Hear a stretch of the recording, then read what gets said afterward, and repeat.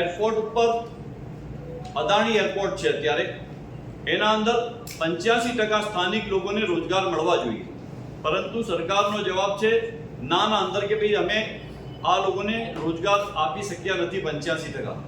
ONGC હોય કે બીજી સરકારની આઈઓસી હોય, એ કંપનીઓના અંદર પણ જે પ્રમાણે સ્થાનિક લોકોને રોજગાર મળવો જોઈએ 85% જે રોજગારની સરકારે વાત કરી છે એ રોજગાર નથી મળતો. એક તરફ સરકાર યુવાનોને રોજગાર માટે અલગ અલગ મેળા કરતી હોય, પરંતુ હું સમજુ છું કે સરકારે પોતે બનાવેલી કંપનીઓ જે પ્રમાણે રોજગારી આપવામાં નિષ્ફળ નીવડી છે એ સરકારે આજે પોતે સ્વીકાર્યું છે.